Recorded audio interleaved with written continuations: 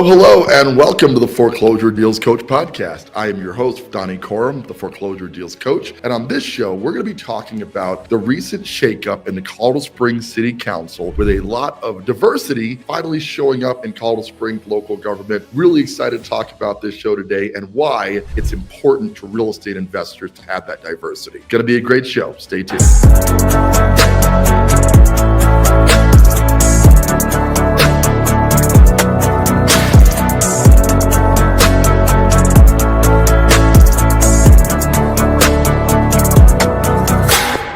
Hello, and welcome back to the Foreclosure Deals Coach podcast, the show where we discuss the mindset, tactics, and tools that you need to become a successful real estate investor through our foreclosure profit system, the system designed to help you find, figure, fund, fix, and flip a foreclosure deal right in our target markets of Colorado Springs and Arizona, and with an average target profit of $25,000 or more. It's happening, people. It's a lot of great deals hitting the marketplace. Would love to have you on board with that. Let's hop right in today. A lot is happening at the city council level, and Colorado Springs in general is just under a lot of change at the moment. And, people have asked me recently, how did you end up working in the political field? And I want to give just a little backstory because I'm not really a political guy. I'm not against politics. I definitely see the importance of the political realm. But there was a story where I was working with a good friend of mine, Etan. He's a local concert promoter here. And many years ago, I met Etan and he took me to Jamaica. I have family in Jamaica. My roots are from there. My mom was born in Kingston, Jamaica.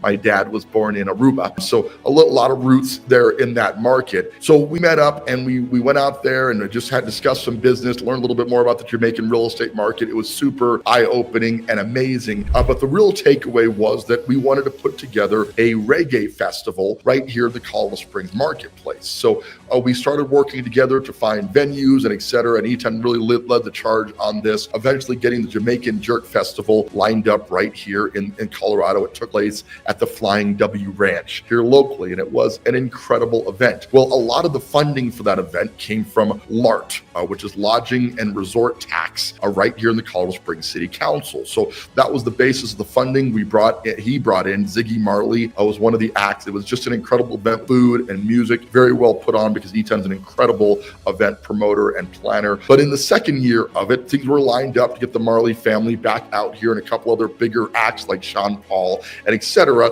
And there was some difficulty getting the funding from LART to do the event the second time. This was not great because some promises had been made to the promoters, the acts, et cetera, that we were going to do this as an annual thing. And this was going to be the second year of the event, right? So here we are in a situation where we need to get city council approval for funding. We got to get approval for the event permits and things of that nature, and just found that it was much more difficult to get this very necessary cultural experience into the city. In addition, for those who know me personally, you know that I live in a loft, the Giddings Lofts in downtown Colorado Springs, Colorado, so right above Bonnie and Reed and the Rabbit Hole. And I love my loft. It's one of my favorite places I've ever lived. I'm right here in the parade route. But one of the things that really bothers me, and has for the 3 years that I've lived here, is there's a lot of parades, a lot of representation from other cultures. There's obviously a couple of parades related to the Flying W and the cowboy era here in Colorado. Super important to have that. We've got the St. Patrick's Day Parade, the Veterans Day Parade. They canceled the Martin Luther King Day Parade this year,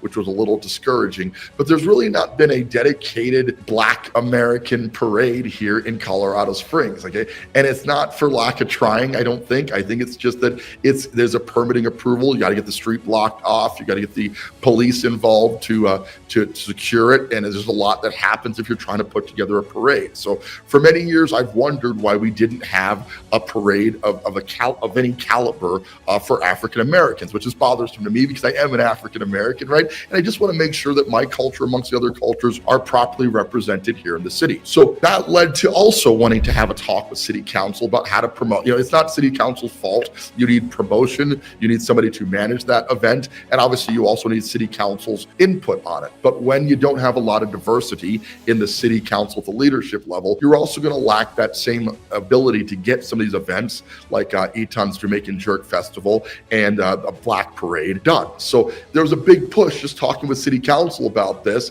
and with a notable lack of representation at the city council level, it was difficult to get that kind of thing done. Now, I'm proud to say that we do have a Black mayor, Yemi Mobilad, who's doing an incredible job, in the perch that he's in. But you got to, if you understand how the government works, without city council support, Yemi's ability to get much done as far as diversity type programs has been very stifled and limited. And I know he's trying, and I know he's trying to get the word out about these kind of events, but you really need to have city council and the mayor's office sort of on board, working in lockstep for that kind of thing to function. So there hasn't been a lot of diversity in city council for many, many years. The last known Black member of city council was, I believe, in the 80s, mid-80s. Leon was that gentleman's name. And unfortunately, since that point, we haven't seen much of any Black representation at the city council level. So that's where my interest in politics kind of took flight. I started going to city council meetings, learned a lot more about how the city operates. I know people have busy lives and things, but I want to advise you, come to the city council meetings. Either join up with them, they're broadcast online,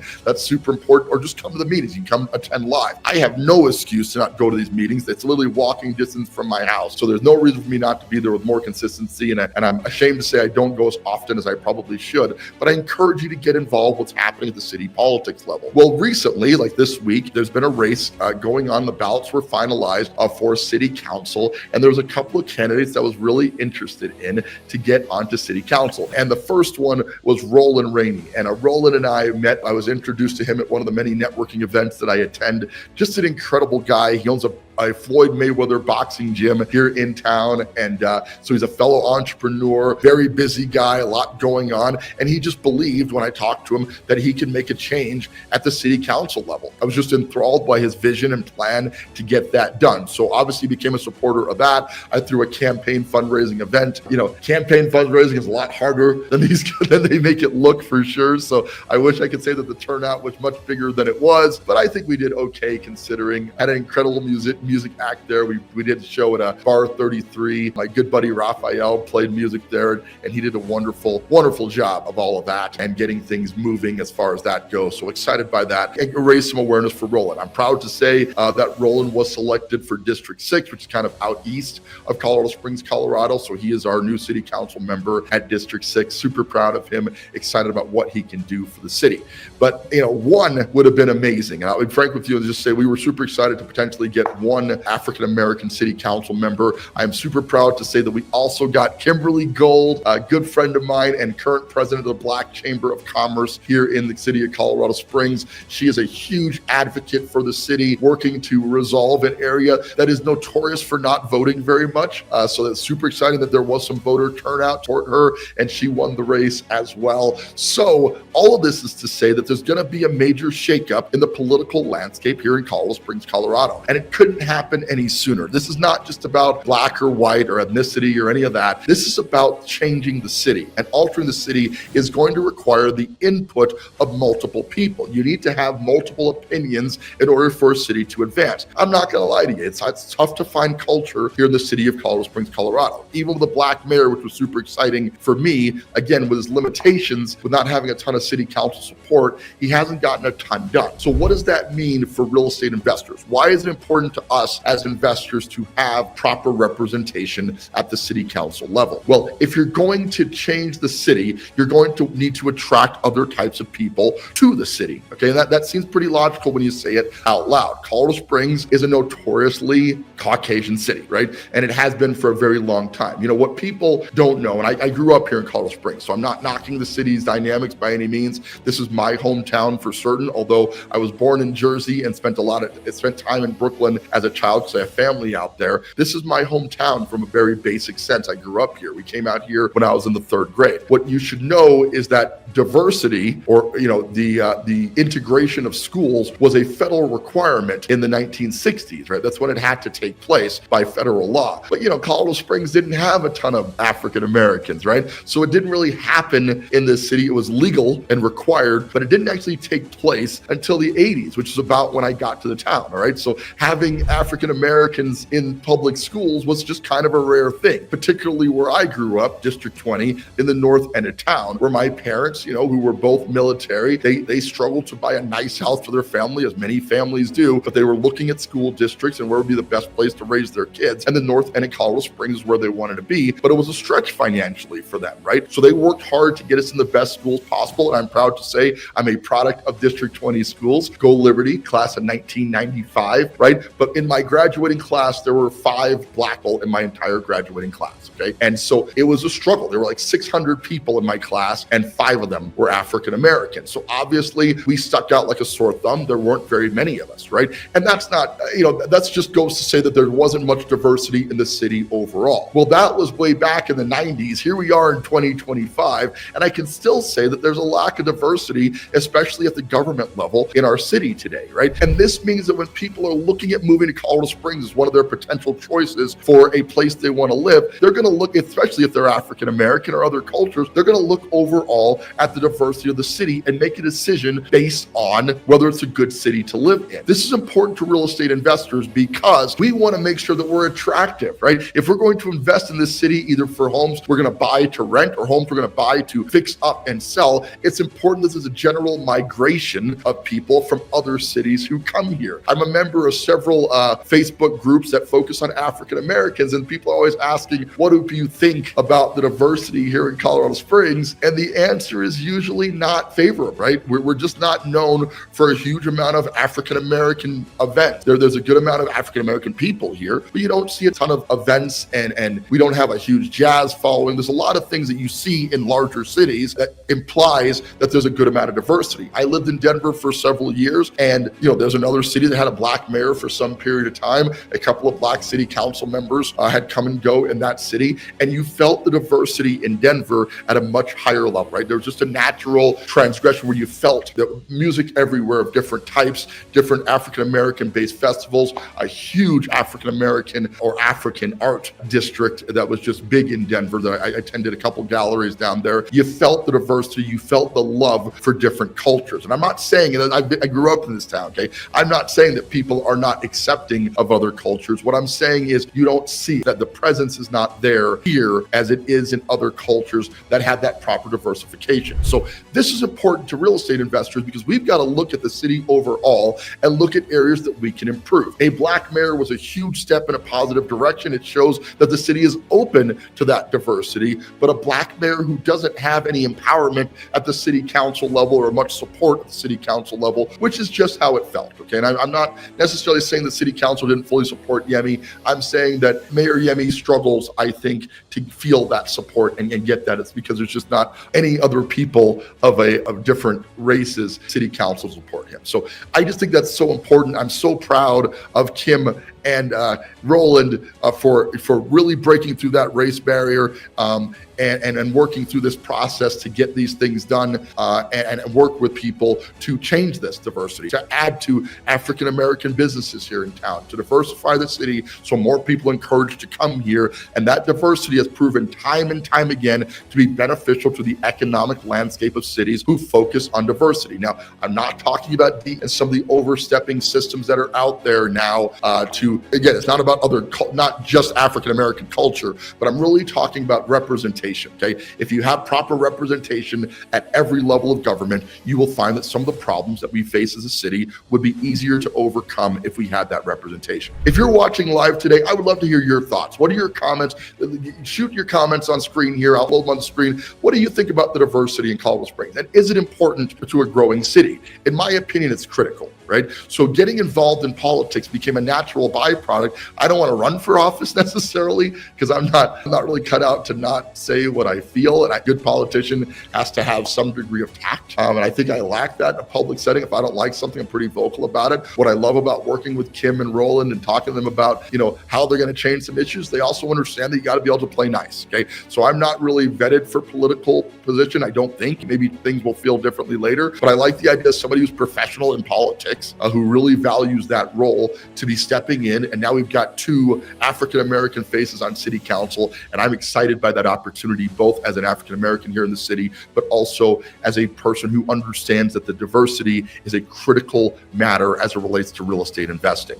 I do want to take you back a little bit to where diversity didn't function in Colorado Springs. And many people don't know about redlining. And I'm actually doing a talk today at UCCS to talk about redlining and how it affected the Colorado Springs real estate market. I think I'm going to record it, so I may broadcast that later if you guys want to check that out. But I was invited by a good friend of mine and professor at UCCS to speak at this class today, so I'm super excited about that. But one of the things we're going to be discussing is how in the 1960s, once again, before fair housing laws were in place, there were districts in the city where you couldn't offer government loans. So VA loans and FHA loans, which offered much lower down payments, were not offered in these districts. Well, the district that was most impacted on that in the 1960s was the Pikes Peak Park area, right? And the Pikes Peak Park area is going to be useful to understand that when this was a red line district, that a lot of houses didn't get built or bought in there because you couldn't get government loans to build or buy in that region. As a result, that area suffered economically for a very, very long time. And when I first got started in real estate investing, and this was back in